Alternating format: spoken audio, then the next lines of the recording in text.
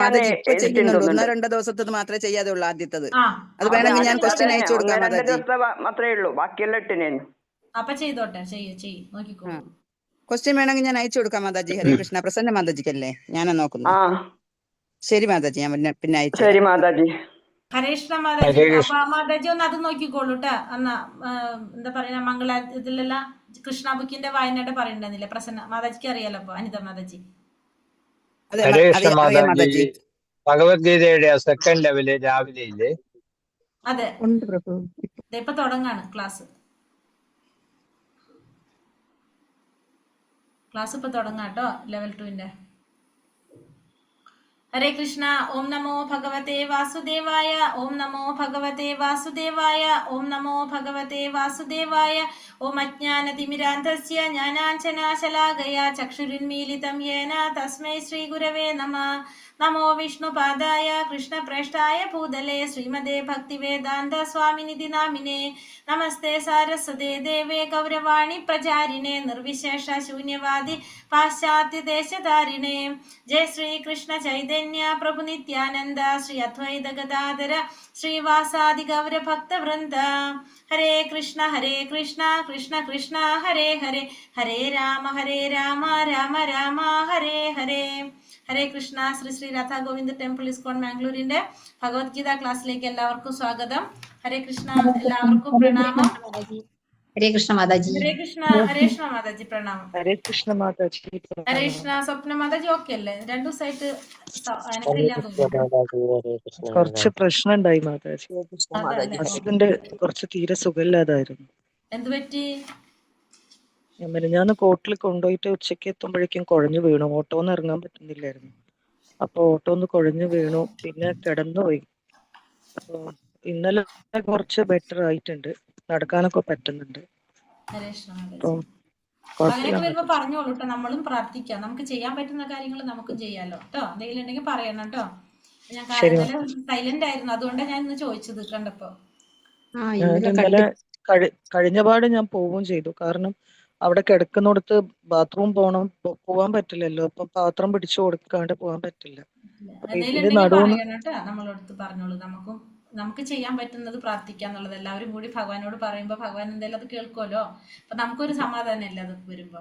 എന്തെങ്കിലും ഉണ്ടെങ്കിൽ ആരായാലും എന്തെങ്കിലും അങ്ങനത്തെ നിങ്ങൾക്ക് വിഷമങ്ങളോ ബുദ്ധിമുട്ടുകളോ ഉണ്ടെങ്കിൽ നമ്മളൊരു കുടുംബമാണ്, നമ്മളെല്ലാവരും അങ്ങോട്ടും ഇങ്ങോട്ടും പറയുമ്പോ നമുക്കൊരു സമാധാനമാണ് എല്ലാവർക്കും.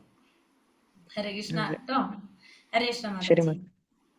ഹരേ കൃഷ്ണ. അപ്പൊ നമ്മള് 1-ാമത്തെ അധ്യായത്തിലേക്ക് വീണ്ടും വരാണ്. 18 ദിവസത്തെ ഭഗവത്ഗീത നമ്മൾ പഠിച്ചു. ഇനി നമ്മള് വീണ്ടും 1-ാമത്തെ ലെവൽ 2ന്റെ ക്ലാസ് തുടങ്ങാണ്. ഹരേ കൃഷ്ണ. അപ്പൊ നമ്മളിന്ന് 2-ാമത്തെ ലെവല് സ്റ്റാർട്ട് ചെയ്യണ. ആദ്യത്തെ അധ്യായം എന്തായിരുന്നു? ആദ്യത്തെ അധ്യായത്തിന്റെ പേര്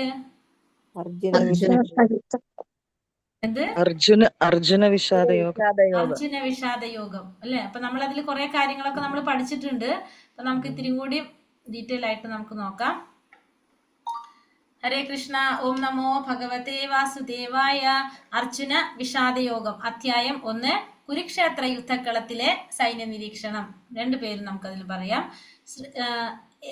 ഭഗവത്ഗീത യഥാരൂപം ദിവ്യപൂജ ശ്രീമദ് AC ഭക്തിവേദാന്ത സ്വാമി പ്രഭുപാദ് അന്താരാഷ്ട്ര കൃഷ്ണാവബോധ സമിതിയുടെ സ്ഥാപകാചാര്യനായിട്ടുള്ള അദ്ദേഹത്തിന്റെ വ്യാഖ്യാനത്തിന് അടിസ്ഥാനമാക്കിയിട്ടാണ് നമ്മൾ എന്ത് പഠിക്കുന്നത്? ഈ ഭഗവത്ഗീത യഥാരൂപം നമ്മൾ പഠിക്കാനായിട്ട് എടുക്കുന്നത്. മംഗളാചരണം ഇത് നമ്മൾ ചൊല്ലുന്ന പ്രാർത്ഥനയാണ്. ആരെങ്കിലും ഒരാൾ സ്ക്രീൻഷോട്ട് എടുത്തോളത്, എന്നിട്ട് നമ്മളെ മാതാജിമാർക്ക് അയച്ചു കൊടുത്ത്, അല്ലെങ്കിൽ എനിക്ക് അയച്ചു കൊടുത്താലും ഗ്രൂപ്പിലിടാം. കാരണം നമ്മൾ ഇത് പഠിക്കാം. നമുക്ക് വായിച്ച് ഡെയിലി നമ്മൾ വായിച്ചു കഴിഞ്ഞാൽ നമ്മളിത് പഠിക്കും. നമ്മൾ മംഗളാചരണം എല്ലാ എന്താ പറയുക, ഗുരുക്കന്മാരെയൊക്കെ പ്രാർത്ഥിച്ചുകൊണ്ടാണ് നമ്മൾ എന്ത് ചെയ്യുന്നത്? നമ്മുടെ ഗുരുപരമ്പരയിൽ ബന്ധപ്പെട്ടിട്ടാണ് നമ്മൾ ഈ ക്ലാസ്സുകളെല്ലാം നടക്കുന്നത്. എങ്ങനെയാണ് പറഞ്ഞു? നമ്മൾ ഭഗവാൻ പറഞ്ഞത് അതേപടി നമ്മളിങ്ങനെ കിട്ടി വന്നിരിക്കണം. അപ്പൊ ആ ഗുരുക്കന്മാരെല്ലാവരെയും പ്രണാമം ചെയ്തുകൊണ്ടാണ് നമ്മൾ എന്ത് ചെയ്യുന്നത്? നമ്മളെന്നും പഠിക്കുന്നത്. ശ്രീല പ്രഭുപാദരുടെ അഭിപ്രായത്തിൽ ഗീത എന്ന് പറയുന്നത് ഒരു അടിസ്ഥാന പ്രബോധന ഗ്രന്ഥമാണ്. ഭഗവത്ഗീത എന്ന് പറയുന്നത് ശ്രീല പ്രഭുപാദരുടെ അഭിപ്രായത്തില് ഒരു അടിസ്ഥാന പ്രബോധന ഗ്രന്ഥമാണ്. ഭഗവത്ഗീത വളരെ ശ്രദ്ധയോടെ പഠിക്കണം. അത് നമ്മുടെ ബാഹ്യ പ്രവർത്തനങ്ങളെ നിയന്ത്രിക്കാനായിട്ട് നമ്മളെ സഹായിക്കുന്നതാണ് എന്ത്? ഭഗവത്ഗീത. അതുകൊണ്ട് തന്നെ അത് വളരെ ശ്രദ്ധയോടെ പഠിക്കണം. ഒരാൾ തത്വചിന്തയുടെ ഒഴുക്ക് മനസ്സിലാക്കണം, ഒറ്റയ്ക്കല്ല. അപ്പൊ നമ്മൾ ആരും അങ്ങനെയല്ല, നമ്മൾ ഒറ്റയ്ക്കല്ല, നമ്മുടെ കൂടെ ആരുണ്ട്? ഭഗവാൻ ഉണ്ടെന്നുള്ളത് നമുക്ക് മനസ്സിലാക്കാൻ. നമ്മൾ ആരും ഒറ്റയ്ക്ക് എന്നുള്ള സബ്ജക്റ്റ് അവിടെ ഇല്ല. നമ്മുടെ കൂടെ എപ്പോഴും ആരുണ്ട്? ഭഗവാൻ ഉണ്ട്. ഭഗവാൻ കൃഷ്ണന്റെ കാരുണ്യം. ശങ്കരാചാര്യർ ഗീതയെ അമൃതത്തിന്റെ നദിയായിട്ടാണ് വിശേഷിപ്പിച്ചിരിക്കുന്നത്.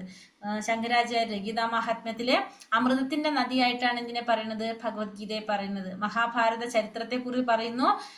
അർജുനൻ യുദ്ധം ചെയ്യാൻ നിഷേധിക്കുന്നു. ജീവാത്മാവിനോടുള്ള അനുകമ്പയാൽ ഭഗവാൻ കൃഷ്ണൻ ഗീത ഉപദേശിക്കുന്നു. ഇതാണ് നമുക്ക് വരുന്നത്. അപ്പൊ ഫസ്റ്റ് നമ്മൾ തുടങ്ങുന്നത് കുരുവംശത്തെ കുറിച്ചാണ് പറയുന്നത്. ആദ്യം കുരുവംശം, കുരു ഫാമിലി, ശന്തനു മഹാരാജാവിൽ നിന്നാണ് നമ്മൾ ഇവിടെ പറഞ്ഞു തുടങ്ങുന്നത്. ഇപ്പോ ശന്തനു മഹാരാജാവിന്റെ ഭാര്യ സത്യവതി. ശന്തനു മഹാരാജാവിന് സത്യവതിയില് ഉള്ള മകനാണ് ശന്തനു മഹാരാജാവിന് സത്യവതിക്കും ശന്തനു മഹാരാജാവിനും ഉള്ള മക്കളാണ് ചിത്രാംഗതനും വിചിത്രവീരനും. അതിനു മുന്നേ പറയാം, സത്യവതി ശന്തനു മഹാരാജാവിനെ വിവാഹം കഴിക്കുന്നതിന് മുമ്പ് സത്യവതിക്ക് പരാശര മഹർഷിയിൽ ഉണ്ടാകുന്ന മകനാണ് വ്യാസദേവൻ. അതേപോലെ തന്നെ ഈ ശന്തനു മഹാരാജാവിന് ഗംഗാദേവിയിൽ ഒരു മകൻ ഉണ്ടാവും, അതാണ് ഭീഷ്മര്. ഇപ്പൊ ശന്തനു മഹാരാജാവിന് ഗംഗാദേവിയിൽ ഉണ്ടാകുന്ന മകൻ ഭീഷ്മര്, സത്യവതിക്ക് പരാശര മഹർഷിയിൽ ഉണ്ടാകുന്ന മകൻ വ്യാസദേവൻ. അതിനുശേഷമാണ് പിന്നെ ശന്തനു മഹാരാജാവ് സത്യവതിയെ വിവാഹം കഴിക്കുന്നത്. അപ്പൊ സത്യവതിയില് ശന്തനു മഹാരാജാവിന് ഉണ്ടാകുന്ന മക്കളാണ് വിചിത്രവീര്യനും ചിത്രാംഗതനും. അതില് ചിത്രാംഗതൻ കുറച്ചു നാൾ കഴിഞ്ഞ് വയ്യാണ്ട് മരിച്ചുപോയി. അതിനുശേഷം വിചിത്രവീര്യൻ വിവാഹം കഴിക്കുന്നതാണ് അംബികയും അംബാലികയും വിവാഹം കഴിക്കും. അങ്ങനെ അംബികയും അംബാലികയും വിവാഹം കഴിച്ചു. പക്ഷെ അവർക്ക് എന്തുണ്ടാവില്ല, അവർക്ക് മക്കൾ ഉണ്ടാവണതിന് മുന്നേ തന്നെ ഈ വിചിത്രവീര്യനും മരണപ്പെടും. അപ്പൊ വിചിത്രവീര്യനും മരിച്ചു, ചിത്രാംഗതനും മരിച്ചു. അതിനുശേഷം സത്യവതിയുടെ സത്യവതിയുടെ അഭ്യർത്ഥന പ്രകാരം വ്യാസദേവനില് ഈ അംബികയ്ക്കും അംബാലികയ്ക്കും പിന്നെ അതുപോലെ തന്നെ ദാസിക്കും ഉണ്ടാകുന്ന മക്കളാണ് അംബികയ്ക്കുണ്ടാകുന്ന വ്യാസദേവനിൽ അംബികയ്ക്കുണ്ടാകുന്ന മകനാണ് ധൃതരാഷ്ട്ര. വ്യാസദേവനില് അംബാലികയ്ക്ക് ഉണ്ടാകുന്ന മകനാണ് പാണ്ഡു. വ്യാസദേവനില് ദാസിക്ക് ഉണ്ടാകുന്ന മകനാണ് വിതുരര്. അങ്ങനെ 3 പേര്. പിന്നെ അതിനുശേഷം അടുത്ത തുടങ്ങാണ്. അങ്ങനെ പിന്നെ ധൃതരാഷ്ട്ര ആരെ വിവാഹം കഴിക്കും? ഗാന്ധാരിയെ വിവാഹം കഴിക്കും. ധൃതരാഷ്ട്ര ഗാന്ധാരിയെ വിവാഹം കഴിച്ചു. അവരുടെ മക്കള് 101 മക്കള്, ദുര്യോധനൻ, ദുശാസനൻ, ദുശ്ശള അങ്ങനെ പറഞ്ഞിട്ടുള്ള 101 മക്കള്. ഗാന്ധാരിയുടെ സഹോദരനാണ് ശകുനി. പിന്നെ അത് കൂടാതെ പാണ്ഡു കുന്തി പിന്നെ മാദ്രി 2 പേരെ വിവാഹം കഴിക്കുന്നുണ്ട്, കുന്തിയെയും മാദ്രിയെയും. അവർക്ക് ഉണ്ടാകുന്ന കുന്തിക്ക് ഉണ്ടാകുന്ന മക്കളാണ് യുധിഷ്ഠിരനും ഭീമനും അർജുനനും. മാദ്രിയിൽ ഉണ്ടാകുന്ന മക്കളാണ് നകുലനും സഹദേവനും. കുന്തി ദേവിക്ക് പാണ്ഡുവിലല്ലാതെ ഒരു മകനുണ്ട്, അതാണ് കർണൻ. പിന്നെ അത് കഴിഞ്ഞിട്ട് ഈ പഞ്ചപാണ്ഡവരെന്നാണ് ഇവർ അറിയപ്പെടുന്നത്. ഇവര് ദ്രൗപദിയെ വിവാഹം കഴിക്കുന്നു. പിന്നെ അർജുനൻ അല്ലാതെ സുഭദ്രയെ വിവാഹം കഴിക്കുന്നുണ്ട്. പിന്നെ വന്നിട്ട് സുഭദ്രയുടെയും അർജുനന്റെ മകനാണ് അഭിമന്യു പിന്നെ ഉത്തരയെ വിവാഹം കഴിക്കുന്നു. അവരുടെ മകനാണ് പരീക്ഷിത്ത് മഹാരാജാവ്. പരീക്ഷത്തിന്റെ മകനാണ് ജനമേജയൻ. സുഭദ്ര എന്ന് പറയുന്നത് ഭഗവാൻ കൃഷ്ണന്റെ ബലരാമന്റെ സഹോദരിയാണ് സുഭദ്ര. അപ്പൊ ഇതാണ് ഒരു ഏകദേശം നമുക്കൊരു ഐഡിയ കിട്ടാൻ വേണ്ടിയിട്ട് ഒരു ഫാമിലിയെ കുറിച്ച് പറയുന്നത്, മനസ്സിലാക്കാൻ വേണ്ടിയിട്ട്. ഭഗവത്ഗീതയുടെ വിഭാഗങ്ങൾ നമുക്കറിയാവുന്നതാണ്. ഇതൊക്കെ 3 ഭാഗങ്ങളാക്കിയിട്ടാണ് ഭഗവത്ഗീത പറയുന്നത്. ആകെ 18 അധ്യായങ്ങളുണ്ട്. 1 മുതൽ 6 വരെയുള്ള അധ്യായം കർമ്മയോഗം, 7 മുതൽ 12 വരെയുള്ള അധ്യായം ഭക്തിയോഗം, 13 മുതൽ 18 വരെയുള്ള അധ്യായം ജ്ഞാനയോഗം. ആചാര്യന്മാര് ഭക്തിയോഗം ശ്രീമദ് ഭഗവതിയുടെ മധ്യത്തിലായി വെച്ചിരിക്കുന്നതിന്റെ കാരണങ്ങൾ പറഞ്ഞിരിക്കുന്നത്. അപ്പൊ ഭക്തിയോഗം എവിടെയാ വന്നിരിക്കുന്നത്? സെന്ററിലാണ് വന്നിരിക്കുന്നത് അല്ലെ. അപ്പൊ അതിന്റെ കാരണങ്ങൾ അവർ പറയുന്നത്, ഭക്തി എന്ന് പറയുന്നത് വളരെ രഹസ്യമായിട്ടുള്ള ഒരു കാര്യമാണ്. ഭക്തി എന്നത് എല്ലാ ഗ്രന്ഥങ്ങളുടെയും സാരാംശമാണ് എന്ത്? ഭക്തി. അപ്പൊ അതുകൊണ്ടാണ് അതിനെ നടുക്ക് വെച്ചിരിക്കുന്നത്, സെന്ററിൽ വെച്ചിരിക്കുന്നത് എന്നാണ് ആചാര്യന്മാര് പറയുന്നത്. ഭക്തി ഇല്ലാതെ കർമ്മയോഗവും ജ്ഞാനയോഗവും ജീവനില്ല. അപ്പൊ ഭക്തിയാണ് എന്തിനും ജീവൻ നൽകുന്നത്? കർമ്മയോഗത്തിനും ജ്ഞാനയോഗത്തിനും ജീവൻ നൽകുന്നത് ഭക്തിയാണ്. അതുകൊണ്ട് അതിനെ സെന്ററിൽ വെച്ചിരിക്കുന്നു. പൊതുവെ മനുഷ്യരുടെ ഒരു സ്വഭാവം അടുപ്പത്തിലാകാതെ രഹസ്യങ്ങളൊന്നും പറയില്ല. ഭക്തി എന്ന് പറഞ്ഞാൽ ഏറ്റവും രഹസ്യമായ ഒരു കാര്യമാണ്. അടുപ്പത്തിലാകാതെ രഹസ്യങ്ങളൊന്നും വെളിപ്പെടുത്താറില്ല. അതുകൊണ്ട് ബഹുമാനാർത്ഥം ഭക്തി മധ്യത്തിൽ കൊടുത്തിരിക്കുന്നു. ഏറ്റവും പ്രാധാന്യമുള്ളതിനാൽ ഭക്തി മധ്യത്തിൽ കൊടുത്തിരിക്കുന്നു. കാരണം സൈന്യത്തിനോടൊപ്പം യാത്ര ചെയ്യുന്ന രാജാവ് എപ്പോഴും എവിടെയായിരിക്കും? മധ്യത്തിലായിരിക്കും. അതുകൊണ്ട് അദ്ദേഹം സുരക്ഷിതനായിരിക്കും. അപ്പൊ അങ്ങനെ 3-4 കാരണങ്ങളാണ് ആര് പറയുന്നത്? ആചാര്യന്മാര് എന്തുകൊണ്ടാണ് ഭക്തിയോഗം ശ്രീമദ് ഭഗവത്ഗീതയില് മധ്യത്തിലാക്കിയിരിക്കുന്നതിന്റെ കാരണം എന്ന് പറഞ്ഞിരിക്കുകയാണ് അവിടെ. ഇനി നമ്മള് ശ്രീല പ്രഭുപാദരുടെ ഈ വ്യാഖ്യാനം താഴെ കൊടുത്തിരിക്കുന്ന വൈഷ്ണവന്മാരുടെ വ്യാഖ്യാനത്തിന് അടിസ്ഥാനമാക്കിയിട്ടുള്ള, അപ്പൊ ശ്രീല പ്രഭുപാദർ ഇതിൽ ഭാവാർത്ഥം കൊടുത്തിരിക്കുന്നത് അദ്ദേഹത്തിന്റെ തന്നിഷ്ടപ്രകാരമല്ല. അദ്ദേഹം ആരുടെയൊക്കെ ഗ്രന്ഥങ്ങൾ അടിസ്ഥാനമാക്കിയിട്ടാണ് കൊടുത്തിരിക്കുന്നത്? പ്രമുഖമായിട്ട് ശ്രീല ബലദേവ് വിദ്യാഭൂഷൺ, ശ്രീല വിശ്വനാഥ് ചക്രവർത്തി ഠാക്കൂർ, ശ്രീല ശ്രീധര സ്വാമി, ശ്രീപാദ രാമാനുജാചാര്യ. ഈ 4 പേരുടെ വൈഷ്ണവരുടെ വ്യാഖ്യാനങ്ങളുടെ അടിസ്ഥാനത്തിലാണ് ശ്രീല പ്രഭുപാദർ ഭഗവത്ഗീത യഥാരൂപത്തിന് വ്യാഖ്യാനം ചെയ്തിട്ടുള്ളത്. അപ്പോൾ ഈ ശ്രീല ബലദേവ് വിദ്യാഭൂഷൺ, ശ്രീല വിശ്വനാഥ് ചക്രവർത്തി ഠാക്കൂർ, ശ്രീധര സ്വാമി, ശ്രീപാദ രാമാനുജാചാര്യ. ഭഗവത്ഗീതയില് 700 ശ്ലോകങ്ങളാണുള്ളത്. അതില് 574 ശ്ലോകം ഭഗവാൻ കൃഷ്ണനാണ് പറഞ്ഞിരിക്കുന്നത്. അതായത് 700 ശ്ലോകങ്ങളിൽ 82% ശ്ലോകങ്ങൾ ആരുടെയാണ്? ഭഗവാൻ കൃഷ്ണനാണ് പറയുന്നത്. 574 ശ്ലോകം ഭഗവാൻ കൃഷ്ണൻ പറയുന്നു. അർജുനൻ 84 ശ്ലോകങ്ങളാണ് അർജുനൻ പറയുന്നത്. 41 ശ്ലോകങ്ങൾ സഞ്ജയനും, ഒരു ശ്ലോകമാണ് ആര് പറഞ്ഞിട്ടുള്ളത്? ധൃതരാഷ്ട്രയുടെ ശ്ലോകം. ധൃതരാഷ്ട്ര ആകെ ഒരു ശ്ലോകം, സഞ്ജയൻ 41 ശ്ലോകം, അർജുനൻ 84 ശ്ലോകം, ഭഗവാൻ 574 ശ്ലോകം. അപ്പൊ 700 ശ്ലോകങ്ങളെ ഡിവൈഡ് ചെയ്തിരിക്കുന്നത് 4 പേരാണ്. 4 പേരുടെ സംഭാഷണമാണ് അതിൽ വധിക്കുന്നത്. അതില് മെയിനായിട്ട് അർജുനനും ഭഗവാനും തമ്മിലുള്ള സംഭാഷണം. അതില് അർജുനൻ 84 ശ്ലോകങ്ങളും ഭഗവാൻ കൃഷ്ണൻ 574, സഞ്ജയൻ 41, ധൃതരാഷ്ട്ര 1. അങ്ങനെയാണ് 700 ശ്ലോകങ്ങൾ വന്നിരിക്കുന്നത്. ഇനി നമുക്ക് അധ്യായത്തിലേക്ക് കടക്കാം. ഹരേ കൃഷ്ണ. ഓം നമോ ഭഗവതേ വാസുദേവായ. ധൃതരാഷ്ട്ര ഉവാച ധർമ്മക്ഷേത്രേ കുരുക്ഷേത്രേ സമവേതായുത്സവഃ മാമകാ പാണ്ഡവശ്ചൈവ കിമകുർവത സഞ്ജയ. ധൃതരാഷ്ട്ര പറഞ്ഞു, ഹേ സഞ്ജയ, പുണ്യസ്ഥലമായ കുരുക്ഷേത്രത്തിൽ യുദ്ധോത്സുകരായി ഒന്നിച്ചു കൂടിയ എന്റെ മക്കളും പാണ്ഡുപുത്രരും എന്ത് ചെയ്തു? അപ്പോൾ ധൃതരാഷ്ട്ര സഞ്ജയനോട് ചോദിക്കാണ്. സഞ്ജയൻ എന്ന് പറഞ്ഞാൽ ആരാണ്? ധൃതരാഷ്ട്രയുടെ മന്ത്രിയാണ് സഞ്ജയൻ. ആ സഞ്ജയനോട് ചോദിക്കുന്നതാണ്, പുണ്യസ്ഥലമായ കുരുക്ഷേത്രത്തിലെ യുദ്ധത്തിനായി വന്നിട്ടുള്ള എന്റെ മക്കളും പാണ്ഡുപുത്രരും എന്ത് ചെയ്തു എന്നാണ് ഇവിടെ ആര് ചോദിക്കുന്നത്? ധൃതരാഷ്ട്ര സഞ്ജയനോട് ചോദിക്കുന്നത്. വ്യാസശിഷ്യനായിരുന്നു സഞ്ജയൻ. അപ്പൊ എന്തുകൊണ്ടാ സഞ്ജയനോട് ചോദിക്കാൻ കാരണം? വ്യാസശിഷ്യനായിരുന്നു സഞ്ജയൻ. വ്യാസദേവന്റെ കരുണയാൽ ധൃതരാഷ്ട്രയുടെ കൊട്ടാരത്തിൽ ഇരുന്നു കൊണ്ട് തന്നെ കുരുക്ഷേത്രത്തിലെ യുദ്ധരംഗം കാണാൻ അദ്ദേഹത്തിന് സാധിച്ചിരുന്നു. അപ്പൊ എന്തുകൊണ്ടാണ് ധൃതരാഷ്ട്ര സഞ്ജയനോട് ചോദിച്ചത്? സഞ്ജയൻ എന്ന് പറഞ്ഞത് വ്യാസദേവന്റെ ശിഷ്യനാണ്. വ്യാസദേവന്റെ കാരുണ്യം കൊണ്ട് ധൃതരാഷ്ട്രയുടെ കൊട്ടാരത്തിൽ ഇരുന്നു കൊണ്ട് തന്നെ ആ കുരുക്ഷേത്ര യുദ്ധക്കളത്തിലെ യുദ്ധത്തിലെ രംഗം കാണാനായിട്ട്, യുദ്ധക്കളത്തിൽ നടക്കുന്ന കാര്യങ്ങൾ കാണാനായിട്ട് ആർക്ക് സാധിച്ചിരുന്നു? സഞ്ജയന് സാധിച്ചിരുന്നു. അതുകൊണ്ടാണ് സഞ്ജയനോട് ചോദിക്കുന്നത്. ഇവിടെ പറയുന്നു, ധർമ്മപിതാവായിട്ടുള്ള ശ്രീകൃഷ്ണന്റെ സാന്നിധ്യത്തിൽ ധർമ്മഭൂമിയായ കുരുക്ഷേത്രത്തിൽ വെച്ച് വിളനിലത്തിലെ കളകളെ എന്ന പോലെ ധൃതരാഷ്ട്രപുത്രന്മാരായ ദുര്യോധനാദികളെ പൂർണ്ണമായും നശിപ്പിക്കുമെന്നും യുധിഷ്ഠിരന്റെ നേതൃത്വത്തിലുള്ള ധാർമ്മികരെ ഭഗവാൻ നാടുവഴിക്കുമെന്നും ഇതിന്റെ തുടക്കത്തിൽ നിന്ന് തന്നെ വ്യക്തമാകുന്നതാണ്. അതെങ്ങനെ നമുക്ക് മനസ്സിലാക്കാൻ സാധിക്കുന്നത്? ധർമ്മക്ഷേത്രേ കുരുക്ഷേത്രേ, ധർമ്മഭൂമിയാണ് യുദ്ധഭൂമി. കുരുക്ഷേത്ര ഭൂമി എന്ന് പറയുന്നത് ധർമ്മഭൂമിയാണ്. കാരണം അവിടെ പറഞ്ഞതാണ് ധർമ്മക്ഷേത്ര എന്ന വാക്കാണ് അവിടെ പറഞ്ഞത്. ധർമ്മക്ഷേത്ര എന്ന് പറഞ്ഞെന്താണ്? ഈ കുരുക്ഷേത്ര ഭൂമി, യുദ്ധം ചെയ്യാനായിട്ട് തെരഞ്ഞെടുത്തിരിക്കുന്ന ഭൂമി ധർമ്മഭൂമിയാണ്. അപ്പൊ ആധ്യാത്മികമായ ക്രിയകൾ ചെയ്യുന്ന അത്രയും ശ്രേഷ്ഠമായിട്ടുള്ള സ്ഥലമാണ് എന്തിനു തെരഞ്ഞെടുത്തിരിക്കുന്നത്? യുദ്ധത്തിനായിട്ട് തെരഞ്ഞെടുത്തിരിക്കുന്നത്.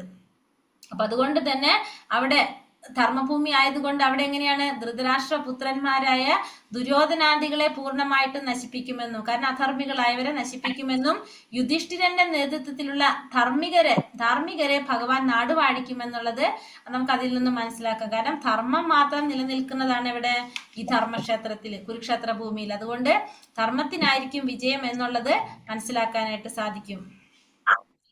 സഞ്ജയ ഉവാച ദൃഷ്ടാ തു പാണ്ഡവാനീകം വ്യൂഢം ദുര്യോധനസ്തഥാ ആചാര്യമുപസംഗമ്യ രാജാ വചനമബ്രവീത്. സഞ്ജയൻ പറഞ്ഞു, അല്ലയോ രാജാവേ, പാണ്ഡുപുത്രന്മാർ സജ്ജമാക്കിയ സൈന്യത്തെ കണ്ട് ദുര്യോധന മഹാരാജാവ് ആചാര്യന്റെ മുമ്പിൽ ചെന്ന് ഇങ്ങനെ പറഞ്ഞു. അപ്പൊ സഞ്ജയനോട് ചോദിക്കുകയായിരുന്നു ധൃതരാഷ്ട്രർ. അപ്പൊ സഞ്ജയൻ പറയാണ്, രാജാവേ, ധൃതരാഷ്ട്രോട് പറയാണ്, പാണ്ഡുപുത്രന്മാർ സജ്ജമാക്കിയിട്ടുള്ള ആ സൈന്യത്തെ കണ്ടുകൊണ്ട് ദുര്യോധന മഹാരാജാവ്, ദുര്യോധനനുടെ മഹാരാജാവ് എന്നാണ് ആര് സംബോധന ചെയ്ത് പറയുന്നത്? സഞ്ജയൻ. അത് ധൃതരാഷ്ട്രം ഒന്ന് സന്തോഷിപ്പിക്കാൻ വേണ്ടിയിട്ട് ആചാര്യന്റെ മുന്നിൽ ചെന്ന് ഇങ്ങനെ പറഞ്ഞു. ജനനം മുതൽക്കേ അന്ധനായിരുന്നു ധൃതരാഷ്ട്രൻ. നിർഭാഗ്യവശാൽ ആധ്യാത്മിക വീക്ഷണവും ആർക്കില്ല, അദ്ദേഹത്തിനില്ല. ധർമ്മത്തെ സംബന്ധിച്ചിടത്തോളം തന്റെ മക്കളും അത്ര തന്നെ അന്ധരാണെന്ന് അദ്ദേഹത്തിന് നന്നായിട്ട് അറിയാം. അപ്പൊ ജനനം മുതൽക്കേ തന്നെ ധൃതരാഷ്ട്രൻ നമുക്കറിയാം അന്ധനാണ്. അന്ധൻ എന്ന് വെച്ചിട്ടുണ്ടെങ്കിൽ കാഴ്ചയില്ല എന്ന് മാത്രമല്ല, എന്തിനെ കുറിച്ചും വീക്ഷണം ഇല്ല. ആധ്യാത്മിക വീക്ഷണവും അദ്ദേഹത്തിനില്ല. അതേപോലെ തന്നെയാണ് ആര്? തന്റെ മക്കളും അത്ര തന്നെ അന്ധന്മാരാണ് ധർമ്മത്തെ സംബന്ധിച്ചിടത്തോളം എന്ന് ആർക്കറിയാം? അദ്ദേഹത്തിന് നന്നായിട്ടറിയാം. അപ്പോൾ എന്താ പറയുന്നത്? ദുര്യോധനൻ പറയുന്നുണ്ട്, പറഞ്ഞല്ലേ. അപ്പൊ ദുര്യോധനൻ എന്താ പറയുന്നത്? പാശ്ചേത്യാം പാണ്ഡുപുത്രാണാം. ദുര്യോധനൻ പറഞ്ഞതായിട്ട് ഇവിടെ ആര് പറയാണ്? സഞ്ജയൻ പറയുന്നത്. പാശ്ചേത്യാം പാണ്ഡുപുത്രാണാം ആചാര്യ മഹദീം ചമൂം വ്യൂഢാം ദ്രുപദപുത്രേണ തവ ശിഷ്യേണ ധീമത. അല്ലയോ ആചാര്യ, അങ്ങയുടെ ശിഷ്യനും ബുദ്ധിശാലിയുമായ ദ്രുപദപുത്രൻ ഒരുക്കി നിർത്തിയിട്ടുള്ള ഈ മഹത്തായ പാണ്ഡവ സൈന്യത്തെ ഒന്ന് നോക്കൂ. അപ്പോൾ ആ മഹത്തായ പാണ്ഡവ സൈന്യത്തെ നോക്കാനാണ് ആര് പറയുന്നത്? ദുര്യോധനൻ പറയുന്നത്. കാരണം അങ്ങയുടെ ശിഷ്യൻ, ബുദ്ധിശാലിയായിട്ടുള്ള ദ്രുപദന്റെ പുത്രൻ, അങ്ങയുടെ ശിഷ്യനാണ്. അദ്ദേഹത്തിന്റെ പേരല്ല പറയുന്നത്, ബുദ്ധിശാലിയായ ദ്രുപദന്റെ പുത്രൻ എന്നാണ് എടുത്തു പറയുന്നത്. കാരണം എന്തുകൊണ്ടാണ് പറയുന്നത്? അവിടെ നമ്മൾ പറഞ്ഞിട്ടുണ്ടായിരുന്നു. കാരണം ദ്രൗപദിയുടെ പിതാവാണ് ആര്? ദ്രുപദൻ. ആ ദ്രുപദന്റെ പുത്രൻ എന്ന് പറഞ്ഞാൽ ദൃഷ്ടദുമ്നനെയാണ് അവിടെ സൂചിപ്പിക്കുന്നത്. അപ്പൊ ദൃഷ്ടദുമ്നൻ എന്ന് പറഞ്ഞാല് ആ ഗുരുവിന് ശിഷ്യന്റെ പേര് പറയുമ്പോൾ ഒരു വാത്സല്യം ആരോടുണ്ടാവും? ശിഷ്യനോടുണ്ടാവും. പക്ഷെ ദ്രുപദനോട് എപ്പോഴും എങ്ങനെയാണ്? ശത്രുതാഭാവമാണ്. അപ്പൊ ശത്രുവിന്റെ പേര് പറയുമ്പോൾ അതൊന്നും കൂടി കൂടെ ഉള്ളൂ. അപ്പൊ അതിനാണ് അവിടെ എന്ത് എടുത്തു പറയുന്നത്? ദ്രുപദപുത്രൻ എന്ന് എടുത്ത് ആര് പറയുന്നത്? ദുര്യോധനൻ പറയുന്നത്. നയതന്ത്രജ്ഞനായ ദുര്യോധനന് സർവ്വസൈന്യാധിപനും മഹാബ്രാഹ്മണനുമായ ദ്രോണാചാര്യന്റെ തെറ്റുകളെ ചൂണ്ടിക്കാട്ടേണ്ടിയിരിക്കുന്നു. അപ്പൊ എന്തിനാണ് അങ്ങനെ പറഞ്ഞത്? ആ ദുര്യോധനൻ അത് പറയാൻ കാരണം സർവ്വസൈന്യാധിപൻ മഹാബ്രാഹ്മണനാണ് ആര്? ദ്രോണാചാര്യൻ. അദ്ദേഹത്തിന്റെ തെറ്റുകളെ ചൂണ്ടിക്കാണിക്കാൻ വേണ്ടിയിട്ട്. അർജുനന്റെ കാഴ്ചപ്പാടിൽ അദ്ദേഹം ചെയ്ത തെറ്റെന്താണ്? കാരണം ദ്രുപദ രാജാവുമായിട്ട് ദ്രോണാചാര്യർക്ക് രാഷ്ട്രീയ വൈരാഗ്യം ഉണ്ടായിരുന്നു. അങ്ങനെ ഉണ്ടായിരുന്ന സമയത്ത് ദ്രുപദൻ ഒരു യാഗം നടത്തിയിട്ട് ദ്രോണാചാര്യരെ വധിക്കാൻ പ്രാപ്തിയുള്ള കഴിവുള്ള ഒരു പുത്രനെ വരം നേടി. ആ വരത്തിലൂടെ നേടി. അങ്ങനെയാണ് ആര് വരുന്നത്? ദൃഷ്ടദുമ്നൻ ജനിക്കുന്നത്. അങ്ങനെ ആ ദൃഷ്ടദുമ്നന് മുറകളെല്ലാം പഠിപ്പിക്കാനായിട്ട്, ആയുധമുറകളെല്ലാം പഠിപ്പിക്കാൻ വേണ്ടിയിട്ട് ആരുടെ അടുത്ത് തന്നെയാണ് കൊണ്ടുവന്നാക്കുന്നത്? ദ്രോണാചാര്യന്റെ അടുത്താണ് ദ്രുപദ രാജാവ് കൊണ്ടാക്കുന്നത്. അപ്പോ ഒരു ബ്രാഹ്മണനായതുകൊണ്ട് തന്നെ, മഹാബ്രാഹ്മണനായതുകൊണ്ട് തന്നെ അദ്ദേഹത്തിന്റെ ഉത്തരവാദിത്തം അദ്ദേഹം ചെയ്തു കാണിച്ചു കൊടുത്തു. ആര്? ദ്രോണാചാര്യർ എല്ലാ വിധത്തിലുള്ള ആയുധമുറകളും ദൃഷ്ടദുമ്നന് പഠിപ്പിച്ചു കൊടുത്തു. ആ ആയുധമുറകളെല്ലാം പഠിച്ചത് കൊണ്ട് അതിന്റെ അടിസ്ഥാനത്തിലാണ് ഇപ്പോ പാണ്ഡവ സൈന്യത്തെ ആര് നയിക്കുന്നത്? ദൃഷ്ടദുമ്നൻ നയിക്കുന്നത്. അപ്പൊ അതുകൊണ്ട് അത് ദ്രോണാചാര്യന്റെ വലിയൊരു തെറ്റായിട്ടാണ് ഇവിടെ ആര് കാണിക്കുന്നത്? ദുര്യോധനൻ ചൂണ്ടിക്കാണിക്കുന്നത്. ദ്രോണാചാര്യർ ഈ യുദ്ധത്തിൽ ഒരു വിട്ടുവീഴ്ചയ്ക്കും തുനിയാതെ ജാഗരൂകനായിരിക്കണം എന്നുദ്ദേശിച്ചാണ് ദുര്യോധനൻ ആചാര്യന്റെ ഈ തെറ്റ് ചൂണ്ടിക്കാണിച്ചത്. അപ്പൊ വേറൊരു ഉദ്ദേശം എന്താണ് ദുര്യോധനന്? ഈ യുദ്ധത്തില് ഇനിയും ഇതേപോലത്തെ സംഭവങ്ങൾ ഉണ്ടാകാം. പക്ഷെ അങ്ങനത്തെ ഒരു സമയത്തും ഒട്ടും വിട്ടുവീഴ്ച ഇല്ലാതെ ഇനി ജാഗരൂകനായിട്ടിരിക്കണം എന്ന ഉദ്ദേശത്തിലാണ് ആ ദുര്യോധനൻ എന്ത് ചെയ്യുന്നത്? ഇപ്പൊ ഇവിടെ ദുര്യോധനൻ ആ തെറ്റ് ചൂണ്ടിക്കാണിച്ചു കൊടുക്കുന്നത്. അത്ര ശൂരാ മഹേശ്വാസ ഭീമാർജുന സമായുധി യുയുധാനോ വിരാടശ്ച ദ്രുപദശ്ച മഹാരഥഃ. ഭീമാർജുനന്മാരോട് കിടനിൽക്കുന്ന യുയുധാനൻ, വിരാടൻ, ദ്രുപദൻ എന്നീ വില്ലാളി വീരന്മാർ ആ സൈന്യത്തിലുണ്ട്. അപ്പൊ ആരൊക്കെയാണ് ആ സൈന്യത്തിലുള്ളത്? ഭീമ അർജുനന്മാരോട് കിടനിൽക്കുന്ന യുയുധാനനുണ്ട്, വിരാടനുണ്ട്, പിന്നെ അതുപോലെ തന്നെ ദ്രുപദൻ ഇവരൊക്കെ എന്തിലുണ്ട്? വില്ലാളി വീരന്മാരാണ് ഇവരൊക്കെ ആ യുദ്ധത്തില് സൈന്യത്തിലുണ്ട്. വിരാടനായിട്ടുള്ള മഹാരഥനായിട്ടുള്ള ദ്രുപദൻ ഇവരെല്ലാവരും എന്തിലുണ്ട്? ആ സൈന്യത്തിലുണ്ടെന്നാണ് പറയുന്നത്. ദൃഷ്ടകേതു ചേകിതാന കാശി രാജശ്ച വീരവാൻ പുരൂജിത് കുന്തിഭോജശ്ച ശൈബശ്ച നരപുംഗവഃ.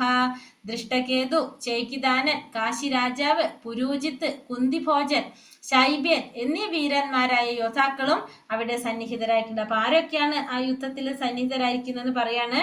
ദൃഷ്ടകേതു ഉണ്ട്, ചേകിതാനനുണ്ട്, കാശി രാജാവുണ്ട്, പുരൂജിത്ത് ഉണ്ട്, കുന്തിഭോജനുണ്ട്, ശൈബ്യനുണ്ട്. ഇങ്ങനെ വീരന്മാരായിട്ടുള്ള എല്ലാ യോദ്ധാക്കളും അവിടെ സന്നിഹിതരായിട്ടുണ്ട്. യുധാമന്യശ്ച വിക്രാന്ത ഉത്തമൗജശ്ച വീര്യവാൻ സൗഭദ്രോ ദ്രൗപദേയശ്ച സർവ ഏവാ മഹാരഥഃ. ഇവരെ കൂടാതെ പരാക്രമിയായ യുധാമന്യു, ബലവാനായ ഉത്തമൗജസ്, സുഭദ്രാപുത്രൻ, ദ്രൗപദിയുടെ മക്കൾ എന്നിവരും യുദ്ധത്തിനൊരുങ്ങി നിൽക്കുകയാണ്. ഇവരെല്ലാം മഹാരഥന്മാർ തന്നെ. അപ്പോൾ ഇവിടെ പറയുന്നു, പരാക്രമിയായിട്ടുള്ള യുധാമന്യു, ബലവാനായിട്ടുള്ള ഉത്തമൗജസ്, സുഭദ്രാപുത്രന്മാര്, പിന്നെ ദ്രൗപദിയുടെ മക്കള്, ഇവര് എല്ലാവരും എന്തുണ്ട്? സുഭദ്രാപുത്രനുണ്ട്, ദ്രൗപദിയുടെ മക്കൾ, ഇങ്ങനെ എല്ലാവരും യുദ്ധത്തിനൊരുങ്ങി വന്ന് നിൽക്കുന്നുണ്ട്. ഇവരൊക്കെ ആരാണ്? മഹാരഥന്മാരാണെന്നാ പറയണത്. മഹാരഥന്മാരെന്ന് പറഞ്ഞാല് 60,000 യോദ്ധാക്കളെ ഒറ്റയ്ക്ക് പോരാടാൻ സാധിക്കുന്നവരെ നമുക്ക് എന്ത് പറയാം? മഹാരഥൻ എന്ന് പറയാം. അതായത് ഒരാളോടല്ല, അതേപോലത്തെ 60,000 പേരോട് ഒരേ സമയം ഒറ്റയ്ക്ക് പോരാടാൻ സാധിക്കുന്ന വ്യക്തിയെ നമുക്ക് എന്ത് പറയാം? മഹാരഥൻ എന്ന് പറയാം. അപ്പോൾ ഇവരൊക്കെ മഹാരഥന്മാരെന്നാണ് പറയുന്നത്. അപ്പൊ മഹാരഥന്മാരെന്ന് വെച്ചാല് 60,000 പോരാക്കളോട് ഒറ്റയ്ക്ക് പോരാടാൻ സാധിക്കുക, അങ്ങനെയുള്ളവരെയാണ് മഹാരഥന്മാരെന്ന് പറയുന്നത്. അസ്മാകം തു വിശിഷ്ടായേ താനി ബോധാതി ചോത്തമ നായക മമ സൈന്യസ്യ സംചാർത്തം താൻ ബ്രവീമിതേ. ബ്രാഹ്മണോത്തമ, എന്റെ സൈന്യത്തെ നയിക്കുന്നതിന് യോഗ്യതയുള്ള പടനായകന്മാരെ പറ്റി ഞാൻ പറഞ്ഞു തരാം. അപ്പൊ ഈ പറഞ്ഞത് പാണ്ഡവരുടെ സൈന്യത്തെ കുറിച്ചാണ്. ഇനി പറയാണ്, ബ്രാഹ്മണോത്തമ, എന്റെ സൈന്യത്തെ നയിക്കുന്നതിന് യോഗ്യതയുള്ള പടനായകരെ കുറിച്ച് ഞാൻ പറഞ്ഞു തരാം എന്നാണ് ഇവിടെ ആര് പറയുന്നത്? ദുര്യോധനൻ പറയുന്നത്. അപ്പൊ ഇനി പറയാണ്, ആരൊക്കെയാണ് സൈന്യം? ഭവാൻ ഭീഷ്മശ്ച കർണശ്ച കൃപശ്ച സമിതിം ജയ അശ്വത്ഥാമ വികർണശ്ച സൗമദത്തി സദൈവ ച. യുദ്ധത്തിൽ സദാ വിജയിക്കുന്നവരായ താങ്കൾ, പിന്നെ യുദ്ധത്തില് സദാ വിജയിക്കുന്ന താങ്കൾ, ഭീഷ്മർ, കർണൻ, കൃപൻ, അശ്വത്ഥമാവ്, വികർണൻ, സോമദത്തന്റെ പുത്രനായ ഭൂരിശ്രവസ് എന്നിവരുണ്ട്. അപ്പൊ ആദ്യം പറയുന്നത് യുദ്ധത്തില് സദാ വിജയിക്കുന്ന താങ്കളുണ്ട്, പിന്നെ ഭീഷ്മരുണ്ട്, കർണനുണ്ട്, കൃപനുണ്ട്, അശ്വത്ഥമാവുണ്ട്, വികർണനുണ്ട്, സോമദത്തന്റെ പുത്രനായിട്ടുള്ള ഭൂരിശ്രവസ് ഉണ്ട്. ഇവരൊക്കെ എവിടെയുണ്ട്? എന്റെ സൈന്യത്തിലുണ്ട് എന്നാണ് ദുര്യോധനൻ പറയുന്നത്. അന്യേച്ച ബഹവ ശൂര മഥർത്തേ തെക്ത ജീവിതഃ നാനാ ശസ്ത്ര പ്രഹരണ സർവേ യുദ്ധ വിശാരദഃ. എനിക്ക് വേണ്ടി സ്വജീവിതം അർപ്പിക്കാൻ ഒരുങ്ങി വന്നവരായിട്ട് ഇനിയുമുണ്ട് പല വീരയോദ്ധാക്കളും. നാനാവിധത്തിലുള്ള ആയുധങ്ങൾ കൈവശമുള്ളവരും സമരമുറകളാൽ സുപരിചിതരുമാണ് അവർ. അപ്പൊ ഇവര് മാത്രമല്ല, പിന്നെ ഇനിയുണ്ട്. അവരൊക്കെ എന്തിനു വന്നിരിക്കുന്നതാണ്? എനിക്ക് വേണ്ടി സ്വന്തം ജീവിതം സമർപ്പിക്കാൻ വേണ്ടി വന്നിരിക്കുന്നവരാണ് വീരയോദ്ധാക്കളായിട്ടുള്ളവര്. നാനാവിധത്തിലുള്ള ആയുധങ്ങൾ അവരുടെ കൈവശമുള്ള അവരൊക്കെ സമരമുറകളിൽ സുപരിചിതരായിട്ടുള്ളവരാണെന്ന് ആര് പറയാണ് ഇവിടെ? ദുര്യോധനൻ പറയുന്നത്. മറ്റൊരു വിധത്തിൽ പറയുകയാണെങ്കിൽ, പാപിയായ ദുര്യോധനന്റെ പക്ഷത്ത് ചേർന്നത് കൊണ്ട് തന്നെ കുരുക്ഷേത്ര യുദ്ധത്തിൽ അവർ കൊല്ലപ്പെടുമെന്ന് തീർച്ചയായി കഴിഞ്ഞു. കാരണം നമുക്കറിയാം, അധർമ്മത്തിന് എപ്പോഴും എന്തുണ്ടാവുള്ളൂ? കുരുക്ഷേത്ര യുദ്ധഭൂമി എന്ന് വെച്ചാൽ ധർമ്മഭൂമിയാണ്. അധർമ്മത്തിന് ഒരിക്കലും വിജയിക്കാൻ സാധിക്കില്ല. അപ്പൊ അധർമ്മികളുടെ പക്ഷം ചേർന്നത് കൊണ്ട് മാത്രം, പാപിയായിട്ടുള്ള ആ ദുര്യോധനന്റെ പക്ഷം ചേർന്നത് കൊണ്ട് തന്നെ അവരെന്ത് ഉറപ്പാണ്?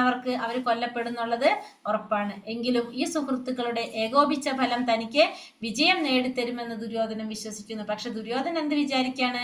ഇവരുടെ ഏകോപിച്ച ഫലം അതെനിക്ക് വിജയം നേടിത്തരുമെന്നാണ് ദുര്യോധനൻ വിശ്വസിക്കുന്നത്. അപര്യാപ്തം തദസ്മാകം ഫലം ഭീഷ്മാഭിരക്ഷിതം പര്യാപ്തം തിതമേദേശം ബലം ഭീമാഭിരക്ഷിതം.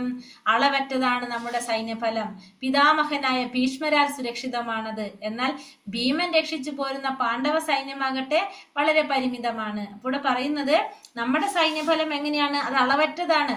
ഇവിടെ എന്താ പറയുന്നത്, അക്ഷോണി, അതായത് 7 അക്ഷോണിപ്പടയായിട്ട് പാണ്ഡവരും 11 അക്ഷോണിപ്പടയായിട്ട് കൗരവരും അങ്ങനെയാണ് യുദ്ധത്തിന് ഒരുങ്ങുന്നത്. അപ്പൊ ദുര്യോധനൻ സൈന്യം എന്ന് പറഞ്ഞാല് 11 അക്ഷോണിപ്പടയുണ്ട്. 7 അക്ഷോണിപ്പടയാണ് ആരുടെ പക്ഷത്തുള്ളത്, പാണ്ഡവ പക്ഷത്തുള്ളത്. അപ്പൊ അതുകൊണ്ട് തന്നെ ദുര്യോധനൻ പറയുന്നത് നമ്മുടെ സൈന്യഫലം എങ്ങനെയാണ്, അളവറ്റതാണ്. പിതാമഹനായ ഭീഷ്മരാണ് അതിന്റെ സുരക്ഷിതത്വം, ഭീഷ്മരാലാണത് സുരക്ഷിതമായിട്ടുള്ളത്. ഭീഷ്മരാണ് അതിന്റെ നേതൃത്വം വഹിക്കുന്നത്, ഭീഷ്മരാണ്. എന്നാൽ ഭീമൻ രക്ഷിച്ചു പോരുന്ന പാണ്ഡവ സൈന്യമാണെങ്കിലോ വളരെ പരിമിതമായിട്ടുള്ളതാണ്. കാരണം അത് എത്ര അക്ഷോണിയുള്ളൂ, 7 അക്ഷോണിയുള്ളൂ അവിടെ, അല്ലെ. അപ്പൊ അതുകൊണ്ട് ഭീഷ്മ പിതാമനെ അപേക്ഷിച്ച് നോക്കുമ്പോൾ പാണ്ഡവരുടെ സൈന്യം വളരെ പരിമിതമാണ്. അവിടെ ആരില്ല, അത്ര പരാക്രമികളായിട്ടുള്ള എന്താ പറയാ യുദ്ധത്തിന് പറ്റിയ അത്തരത്തിലുള്ളവര് അവിടെ ഇല്ല എന്നവരെ കുറച്ചിട്ടാണ് ഇവിടെ ആര് പറയുന്നത്, ദുര്യോധനൻ പറയുന്നത്. ആരോടെ പറയുന്നത് ഇതെല്ലാം, ഗുരുവിനോട്, അല്ലെ, ദ്രോണാചാര്യരുടെ അടുത്ത് പറയുന്നപ്പോ ഭീഷ്മ പിതാമഹനാൽ സുരക്ഷിതമാണ് നമ്മുടെ സൈന്യഫലം എന്ന് പറയുന്നു. അപ്പൊ ഭീമനെ ഇവിടെ കുറച്ച് പറയാനായിട്ട് വേറൊരു കാരണമുള്ളത്, ദുര്യോധനന് എന്നും ഭീമനോട് അസൂയ ഉണ്ടായിരുന്നു. കാരണം താൻ കൊല്ലപ്പെടുകയാണെങ്കിൽ അത് ഭീമന്റെ കൈകൊണ്ടായിരിക്കുമെന്ന് അദ്ദേഹത്തിന് അറിയാവുന്നത് കൊണ്ട്. അപ്പോ ഭീമന് ദുര്യോധനൻ എപ്പോഴും ദേഷ്യമാണ്, ഭീമനോട് എപ്പോഴും അസൂയാണ്. എന്താണ് കാരണം, ദുര്യോധനൻ കൊല്ലപ്പെടുന്നത് ഭീമന്റെ കൈകൊണ്ടായിരിക്കുന്നു ദുര്യോധനൻ അറിയാം. അതുകൊണ്ട് ഭീമനോട് ഏത് സമയത്തും എങ്ങനെയായിരുന്നു, അസൂയായിരുന്നു. അയനേഷു ച സർവേഷു യഥാ ഭാഗാമവസ്ഥിതഃ ഭീഷ്മമേവാഭിരക്ഷന്തോ ഭവന്തഃ സർവ ഏവ ഹി. സൈന്യവ്യൂഹത്തിൽ മർമ്മസ്ഥാനങ്ങളിൽ ഉറച്ചു നിന്നുകൊണ്ട് നിങ്ങൾ ഓരോരുത്തരും ഭീഷ്മ പിതാമഹന് പരിപൂർണ പിന്തുണ നൽകണം. അപ്പൊ ഇനി പറയാണ്, നിങ്ങൾ ഓരോരുത്തരും എന്ത് ചെയ്യണം, മർമ്മസ്ഥാനങ്ങളിൽ ഉറച്ചു നിന്നിട്ട് ഓരോരുത്തരും എന്ത് ചെയ്യണം, ഭീഷ്മ പിതാമഹന് പരിപൂർണ പിന്തുണ നൽകണം. എന്തുകൊണ്ട് അങ്ങനെ പറയുന്നത്, താൻ ഭീഷ്മരെ പുകഴ്ത്തി പറഞ്ഞത് മറ്റുള്ളവരെ അവഗണിക്കുന്നതായി കരുതുമെന്ന് സംശയിച്ച് ദുര്യോധനൻ സ്വാഭാവികമായ നയചാതുര്യത്തോടെ സന്ദർഭാനുസൃതമായി ചുവടുമാറുന്നപ്പോ ഇങ്ങനെ ഭീഷ്മരെ പുകഴ്ത്തി പറഞ്ഞത് ഇനി മറ്റുള്ളവർക്ക് അതൊരു മറ്റുള്ളവരെ അവഗണിക്കുന്നതായിട്ട് അവർ കരുതോ എന്ന് വിചാരിച്ചുകൊണ്ട് ദുര്യോധനൻ എന്ത് ചെയ്യണ്, സ്വാഭാവികമായിട്ടുള്ള നയചാതുര്യത്തോടെ ഇവിടെ സന്ദർഭത്തിനനുസരിച്ച് ചുവട് മാറിയിട്ടാണ് ഇവിടെ ആര് പറയുന്നത്, ചുവട് മാറാണ് ദുര്യോധനൻ. തസ്യ സഞ്ജയനൻ ഹർഷം കുരു വൃന്ദാപിതാമഹഃ സിംഹനാദം വിനോദിച്ചൈ ശംഖം ദത്മൗ പ്രതാപവാൻ. അപ്പോൾ പരാക്രമിയും കുരുപിതാമഹനുമായ ഭീഷ്മർ ദുര്യോധനൻ ആഹ്ലാദം ജനിപ്പിക്കുമാറ് സിംഹഗർജനം പോലുള്ള ശബ്ദമുണ്ടാക്കിക്കൊണ്ട് തന്റെ ശംഖ് എടുത്തെഴുതി. അപ്പൊ ഇത് കേട്ടപ്പോ എന്ത് ചെയ്തു, ഭീഷ്മർ എന്ത് ചെയ്തു, ഇപ്പൊ ഭീഷ്മരെ പുകഴ്ത്തി പറയാണല്ലേ. അപ്പൊ ഭീഷ്മരും ദുര്യോധനെ സന്തോഷിപ്പിക്കാൻ വേണ്ടിയിട്ട് ഭീഷ്മ പിതാമഹൻ എന്ത് ചെയ്തു, തന്റെ ശംഖ് എടുത്തിട്ട് ദുര്യോധനൻ ആഹ്ലാദം ജനിപ്പിക്കുമാറ് സിംഹഗർജനം പോലുള്ള ശബ്ദമുണ്ടാക്കിക്കൊണ്ട് തന്റെ ശംഖ് എടുത്തൂതി. ഭഗവാൻ കൃഷ്ണൻ മറുപക്ഷത്താകയാൽ ഈ യുദ്ധത്തിൽ വിജയം പ്രതീക്ഷിക്കാൻ വയ്യെന്ന് വിഷാദഗ്രസ്തനായ ദുര്യോധനന് ശംഖിന്റെ പ്രതീകത്തിലൂടെ ഭീഷ്മർ പരോക്ഷമായി മുന്നറിയിപ്പ് നൽകുന്നുണ്ട്. അപ്പൊ ഭീഷ്മ പിതാമഹൻ അറിയാം ഇവിടെ വിജയം ആർക്കാണ്, ധർമ്മത്തിനാണ്, ദുര്യോധനാദികൾക്കല്ല എന്നുള്ളത് ഭീഷ്മ പിതാമഹൻ അറിയാം. അപ്പൊ അതുകൊണ്ട് തന്നെ ശംഖിന്റെ പ്രതീകത്തിലൂടെ ഭീഷ്മര് പരോക്ഷമായിട്ട് മുന്നറിയിപ്പ് നൽകാണ് ഇവിടെ ചെയ്യുന്നത്. കാരണം ഭഗവാനാണ് മറുവശത്തുള്ളത്. അപ്പൊ അവിടെ വിജയം അവർക്ക് തന്നെയാണ് എന്നുള്ളത് ഇവിടെ ഇൻഡയറക്ട്ലി ആരെ അറിയിക്കുകയാണ്, ഇവിടെ ഭീഷ്മ പിതാമഹൻ ദുര്യോധനനെ അറിയിക്കുകയാണ്. തഥാ ശങ്കാശ്ച ഭേര്യശ്ച പണവാനക ഗോമുഖാഃ സഹസൈവാപഹന്യന്ത സാ ശബ്ദോസ്തു മൂലോഭവത്. അതിനെ തുടർന്ന് ശംഖ്, ചണ്ട, മദളം, കാഹളം എന്നിവയുടെ ശബ്ദം എമ്പാടും ഉയർന്നു. യുദ്ധരംഗം കോലാഹലമായി. അപ്പോ യുദ്ധരംഗം ഭയങ്കര കോലാഹലമായി. കാരണം അപ്പൊ യുദ്ധം തുടങ്ങാൻ പോകാണ്. അപ്പൊ ഓരോരുത്തരും അവരവരുടെ ശംഖുകൾ എടുത്ത് ഊതാൻ തുടങ്ങി. ചെണ്ട, മദളം, കാഹളം അങ്ങനെ അവിടെയൊക്കെ ആകെ എന്തായി, ഭയങ്കര കോലാഹലമായി. തഥാശ്ചേതിർഹയർയുക്തേ മഹതി സ്യന്തനസ്ഥിതൗ മാധവ പാണ്ഡവശ്ചൈവ ദിവ്യൗ ശംഖപ്രദത്മധുഃ. മറുവശത്ത് കൃഷ്ണാർജുനന്മാർ വെള്ള കുതിരകളെ പൂട്ടിയ വൻ തേരിൽ നിന്നുകൊണ്ട് അവരുടെ ദിവ്യ ശംഖുകൾ മുഴക്കി. അപ്പൊ അപ്പുറത്തെ സൈഡില് കൃഷ്ണാർജുനന്മാർ എന്ത് ചെയ്തു? അവരും അവരുടെ ശംഖുകൾ എടുത്ത് ഊതി. അവരുടെ കുതിരയുടെ പറയുന്നുണ്ടല്ലേ, വെള്ള കുതിരകളെ പൂട്ടിയ തേരിൽ ഇരുന്നു കൊണ്ട് തങ്ങളുടെ ദിവ്യ ശംഖുകൾ മുഴക്കി എന്നാണ് ഇവിടെ പറയുന്നത്. അപ്പൊ ഭഗവാനും അർജുനനും വെള്ള കുതിരകളെ പൂട്ടിയ തേരിൽ ഇരുന്നു കൊണ്ട് അവരുടെ ശംഖുകൾ, ദിവ്യ ശംഖുകളെ മുഴക്കി. ജയസ്തു പാണ്ഡുപുത്രാണാം യേഷാം പക്ഷേ ജനാർദ്ദന. കൃഷ്ണ ഭഗവാൻ പാണ്ഡുപുത്രന്മാരുടെ കൂടെയാകയാൽ അവർ വിജയം നേടുന്നു. എവിടെയെല്ലാം ഭഗവത് സാന്നിധ്യമുണ്ടോ അവിടെയെല്ലാം ഐശ്വര്യദേവതയും വാഴുന്നു. ഭാഗ്യദേവത ഒരിക്കലും പ്രിയതമനെ വേർപിരിയാറില്ല. അപ്പൊ എവിടെയാണോ ഭഗവാൻ ഉള്ളത് അവിടെയാണ് ആരുണ്ടാകുക? ഐശ്വര്യദേവത ഉണ്ടാകുന്നത്. ഒരിക്കലും ഭാഗ്യദേവത തന്റെ പ്രിയതമനെ വേർപിരിയാറില്ല. അപ്പോൾ ഇവിടെ വിജയം ആർക്ക് തന്നെയാണ്? പാണ്ഡവരുടെ കൂടെയാണ് വിജയം എന്ന് പറയാണ് ഇവിടെ. പാഞ്ചജന്യം ഋഷികേശോ ദേവദത്തം ധനഞ്ജയഃ പൗണ്ഡ്രം തത്മൗ മഹാശംഖം ഭീമകർമാവൃഗോദരഃ. കൃഷ്ണ ഭഗവാൻ പാഞ്ചജന്യം എന്ന ശംഖൂതി അർജുനൻ ദേവദത്തവും ദുഷ്കര കർമ്മങ്ങളിൽ മുൻനിൽക്കുന്നവനും ഭോജനപ്രിയനുമായ ഭീമൻ പൗണ്ഡ്രം എന്ന ശംഖു മുഴക്കി. അപ്പോ കൃഷ്ണ ഭഗവാൻ പാഞ്ചജന്യം എന്ന ശംഖൂതി, അർജുനൻ ശംഖ് ദേവദത്തം, ദുഷ്കര കർമ്മങ്ങളിൽ മുൻനിൽക്കുന്നവനും ഭോജനപ്രിയനുമായിട്ടുള്ള ഭീമൻ ഏത് ശംഖെടുത്തൂതി? ഭീമന്റെ ശംഖ് പൗണ്ഡ്രം എന്ന ശംഖു മുഴക്കി. കൃഷ്ണൻ ഋഷികേശൻ എന്നറിയപ്പെടുന്നു. സർവ്വ ഇന്ദ്രിയങ്ങളുടെയും ഉടമയാണെന്ന് ഋഷികേശൻ എന്ന വാക്കിനർത്ഥം. ജീവജാലങ്ങളെല്ലാം കൃഷ്ണ ഭഗവാന്റെ അംശങ്ങളാണ്. അതുകൊണ്ട് അവയുടെ ഇന്ദ്രിയങ്ങളും ഭഗവാന്റെ ഇന്ദ്രിയാംശങ്ങളാണ്. അപ്പൊ ഭഗവാന്റെ പേര് പറയും ഭഗവാനെ എന്ത് പറയുന്നുണ്ട്? ഋഷികേശൻ എന്നൊരു പേര് മാർക്കുണ്ട്, ഭഗവാൻ കൃഷ്ണനുണ്ട്. കാരണം സർവ്വ ഇന്ദ്രിയങ്ങളുടെയും ഉടമയാണ് ആര്? ഭഗവാൻ. അതുകൊണ്ട് ഋഷികേശൻ എന്നറിയപ്പെടുന്നു. അപ്പോൾ എല്ലാ ജീവജാലങ്ങളും ഭഗവാന്റെ അംശമാണ്. അതുപോലെ തന്നെ എല്ലാ ജീവജാലങ്ങളുടെ ഇന്ദ്രിയങ്ങളും എങ്ങനെയാണ്? ഭഗവാന്റെ ഇന്ദ്രിയാംശങ്ങളാണ് എന്നാണ് ഇവിടെ പറയുന്നത്. അപ്പൊ ജീവജാലങ്ങൾ ഭഗവാന്റെ അംശമാണ്, ആ ജീവജാലങ്ങളുടെ ഇന്ദ്രിയങ്ങള് ഭഗവാന്റെ ഇന്ദ്രിയാംശങ്ങളാണ് എന്നുള്ളത് ഇവിടെ നമുക്ക് പറഞ്ഞു തരുന്നത്. അതുകൊണ്ട് ഭഗവാന് ഋഷികേശൻ എന്ന് പറയുന്നു. അനന്ത വിജയം രാജ കുന്തി പുത്രോ യുധിഷ്ഠിരഃ നകുല സഹദേവശ്ച സുഘോഷാ മണിപുഷ്പകൗ കാശ്യശ്ച പരമേശ്വാസ ശിഖണ്ഡീ ച മഹാരഥഃ ദൃഷ്ടദുമ്നോ വിരാടശ്ച സാത്വികീശ്ച പരാജിതഃ ദ്രുപദോ ദ്രൗപദേയശ്ച സർവശ്ച പൃഥിവീപതേ സൗഭദ്രശ്ച മഹാബാഹോ ശങ്കാൻ ദത്മോ പൃഥക് പൃഥക്. കുന്തിപുത്രനായ യുധിഷ്ഠിരൻ അനന്ത വിജയം എന്ന ശംഖൂതി. അപ്പൊ യുധിഷ്ഠിരന്റെ ശംഖ് അനന്ത വിജയം. നകുല സഹദേവന്മാർ സുഘോഷമണി പുഷ്പകങ്ങളും, വില്ലാളി വീരനായ കാശിരാജാവ്, മഹാരഥനായ ശിഖണ്ഡി, ദൃഷ്ടദുമ്നൻ, വിരാടൻ, തോൽവി പിണയാത്ത സാത്വികി, ദ്രുപദൻ, ദ്രൗപദി പുത്രന്മാർ, മഹാബാഹുവായ സുഭദ്രാപുത്രൻ എന്നിവരും ശംഖനാദം മുഴക്കി. അപ്പൊ എല്ലാവരും എന്ത് ചെയ്തു? അവരവരുടെ ശംഖുകൾ എടുത്ത് മുഴക്കാൻ തുടങ്ങി. അപ്പൊ കുന്തിപുത്രനായ യുധിഷ്ഠിരന്റെ ശംഖ് അനന്ത വിജയം മുഴക്കി. നകുല സഹദേവന്മാര് സുഘോഷ മണിപുഷ്പകങ്ങള്, വില്ലാളി വീരനായ കാശിരാജാവ്, മഹാരഥനായ ശിഖണ്ഡി, ദൃഷ്ടദുമ്നൻ, വിരാടൻ, തോൽവി പിണയാത്ത സാത്വികി, ദ്രുപദൻ, ദ്രൗപദി പുത്രന്മാര്, മഹാബാഹുവായ സുഭദ്രാപുത്രൻ എന്നിവരെല്ലാം എന്ത് ചെയ്തു? അവരവരുടെ ശംഖുനാദം മുഴക്കി. പാണ്ഡുപുത്രന്മാരെ വഞ്ചിച്ച് തന്റെ മക്കളെ രാജസിംഹാസനത്തിൽ വാഴിക്കാനുള്ള ഈ ദുരുപദിഷ്ടമായ ശ്രമം നല്ലതിനല്ലെന്ന് സഞ്ജയൻ നയപൂർവ്വം ധൃതരാഷ്ട്രം അറിയിക്കുകയാണ്. അപ്പൊ സഞ്ജയൻ ഇവിടെ നയപൂർവ്വം എന്താ പറയണത്? പാണ്ഡുപുത്രന്മാരെ വഞ്ചിച്ച് തന്റെ മക്കളെ രാജസിംഹാസനത്തിൽ വാഴിക്കാനുള്ള ഒരു ശ്രമം അത് നല്ലതിനല്ല എന്നുള്ളത് സഞ്ജയനും ഇൻഡയറക്ട്ലി ആരെ അറിയിക്കുന്നുണ്ട്? ധൃതരാഷ്ട്രൻ അറിയിക്കുന്നുണ്ട്. സഘോഷാധാർത്തരാഷ്ട്രാണാം ഹൃദയാനീവ ധാരയത് നഭശ്ച പൃഥിവീം ചൈവ തുമൂലഭ്യനുനാദയൻ. വിവിധ ശംഖങ്ങളിൽ നിന്നുയർന്ന് ഈ നാദഘോഷം ഭൂമിയിലും അന്തരീക്ഷത്തിലും മാറ്റിലുകൊണ്ടു ധൃതരാഷ്ട്രപുത്രന്മാരുടെ ഹൃദയം പിളർക്കുകയും. അപ്പൊ ഈ രണ്ട് കൂട്ടരുടെയും ശംഖുനാദങ്ങൾ ഉയർന്നപ്പോ അത് ഭൂമിയിലും അന്തരീക്ഷത്തിലൊക്കെ മാറ്റിലുകൊണ്ടു. അപ്പോ ഇത് കേട്ടപ്പോ ധൃതരാഷ്ട്രപുത്രന്മാരുടെ ഹൃദയം പിളർന്നു എന്നാണ് പറയുന്നത്. അപ്പൊ ധൃതരാഷ്ട്രപുത്രന്മാരും ശംഖുനാദം മുഴക്കി, പാണ്ഡവരും ശംഖുനാദം മുഴക്കി. പക്ഷെ ധൃതരാഷ്ട്രപുത്രന്മാരുടെ ഹൃദയമാണ് എന്ത് പിളർന്നത്? എന്താണ് ഇവിടെ? ദുര്യോധന പക്ഷത്തുള്ള ഭീഷ്മാദികൾ ശംഖൂതിയപ്പോൾ പാണ്ഡവരുടെ ഹൃദയം പിളർന്നതായി പറയുന്നില്ല. അപ്പൊ ദുര്യോധന പക്ഷത്താണ് ആര്? ഭീഷ്മരുടെ ശംഖൂതിയപ്പോൾ പാണ്ഡവരുടെ ഹൃദയം പിളർന്നതായിട്ട് പറയുന്നില്ല. പക്ഷെ ഇവിടെ ധൃതരാഷ്ട്രപുത്രന്മാരുടെ ഹൃദയങ്ങളെ ശംഖുഘോഷം പിളർത്തു എന്ന് എടുത്തു കാണിക്കുന്നു. ഇത് കൃഷ്ണ ഭഗവാനിൽ പാണ്ഡവർക്കുള്ള വിശ്വാസത്തെയാണ് സൂചിപ്പിക്കുന്നത്. അപ്പൊ ഭഗവാനില് പാണ്ഡവർക്കുള്ള വിശ്വാസത്തെയാണ് അത് സൂചിപ്പിക്കുന്നത്. ഏതൊരു മഹാവിപത്തിന്റെയും നടുവിലും പരമദിവ്യോത്തമ പുരുഷനിൽ അഭയം നേടിയവർക്ക് പേടിക്കാനില്ല. അപ്പൊ എത്ര വലിയ വിപത്താണെങ്കിലും ഭഗവാനിൽ അഭയം തേടിക്കഴിഞ്ഞാൽ നമുക്ക് എന്തില്ല, പേടിക്കേണ്ടതില്ല എന്നുള്ളതാണ് നമുക്കിവിടെ മനസ്സിലാക്കാനായിട്ട് സാധിക്കുന്നത്. അഥ വ്യവസ്ഥിതാൻ ദൃഷ്ട്വാ ധാർത്തരാഷ്ട്രാൻ കപിത്വജഃ പ്രവൃത്തെ ശസ്ത്ര സമ്പാദേ ധനുരുദ്യമ പാണ്ഡവഃ ഋഷികേശം തഥാ വാക്യം ഇദമാഹാമഹീപതേ.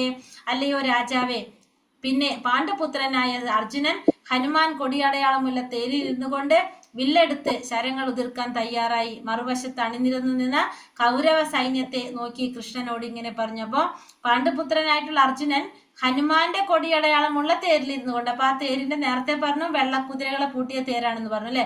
ഇപ്പോൾ ആ തേരിന് എന്താ പറയണത്, കൊടിയടയാളം. അതിലൊരു കൊടിയടയാളമുണ്ട്. അതാരുടെയാണ്? ഹനുമാന്റെ കൊടിയടയാളമുള്ളത്. ആ കൊടിയടയാളമുള്ള തേരിൽ ഇരുന്നു കൊണ്ട് വില്ലുകൾ എടുത്ത് ശരങ്ങൾ ഉതിർക്കാനായിട്ട് തയ്യാറായി. മറുവശത്ത് അണിനിരുന്നിരുന്ന കൗരവ സൈന്യത്തെ നോക്കി കൃഷ്ണനോട് ഇങ്ങനെ പറഞ്ഞപ്പോ ഭാഗത്തുള്ള സൈന്യത്തെ നോക്കിയിട്ട് അർജുനൻ പറയാണ്, ഹനുമദ്രൂപം മറ്റൊരു വിജയ ചിഹ്നമാണ്. രാമരാവണ യുദ്ധത്തിൽ രാമന്റെ സഹായിയായിരുന്നു ഹനുമാൻ. രാമൻ വിജയിയായി. ഇപ്പോൾ അർജുനന്റെ രഥത്തിൽ അദ്ദേഹത്തെ സഹായിക്കാൻ രാമനുമുണ്ട് ഹനുമാനുമുണ്ട്. അപ്പോൾ ഹനുമാന്റെ രൂപം അതും ഒരു വിജയത്തിന്റെ അടയാളാണ്. ഇപ്പൊ രാമരാവണ യുദ്ധം നടക്കുമ്പോൾ രാമന്റെ സഹായി ആരായിരുന്നു? ഹനുമാനായിരുന്നു. അപ്പൊ അവിടെ രാമൻ വിജയിച്ചു. ഇപ്പൊ ഇവിടെ അർജുനന്റെ രഥത്തിൽ ആരൊക്കെയുണ്ട്?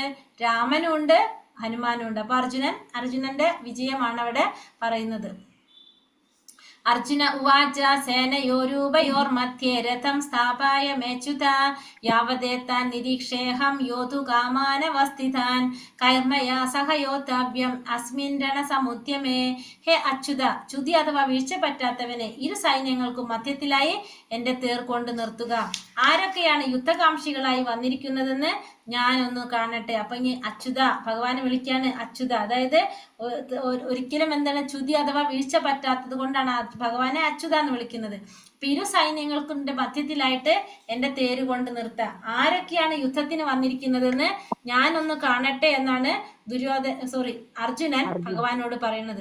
ഭക്തന്മാരോടുള്ള സ്നേഹത്തിന് ഒരിക്കലും കുറവില്ലാത്തത് കൊണ്ട് ഭഗവാനെ അച്യുതൻ എന്ന പേര് ഉപയോഗിക്കണം. അപ്പൊ ഭഗവാന്റെ പേര് അച്യുതൻ എന്ന് പറയാൻ കാരണം ഭക്തന്മാരോടുള്ള സ്നേഹത്തിന് ഒരിക്കലും കുറവില്ലാത്തത് കൊണ്ടാണ് ഇവിടെ എന്ത് പറയുന്നത്, അച്യുത എന്ന് പറയുന്നത്.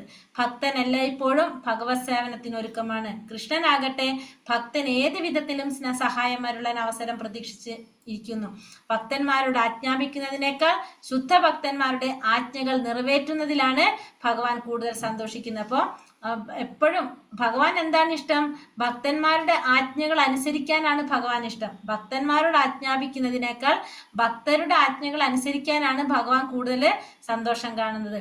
അപ്പോൾ ഭഗവാൻ എന്താ ആഗ്രഹിക്കുന്നത്? ഭക്തന്മാരെ സേവിക്കാനാണ് ഭഗവാൻ ആഗ്രഹിക്കുന്നത്. അതായത് ഭക്തൻ എപ്പോഴും ഭഗവാന്റെ സേവനത്തിന് ആഗ്രഹിക്കുന്നു. ഭഗവാനാണെങ്കിലോ ഭക്തന്മാരെ സേവിക്കാൻ, ഭക്തന്മാർക്ക് സഹായം ചെയ്യാനാണ് എപ്പോഴും ഭഗവാൻ ആഗ്രഹിക്കുന്നത്.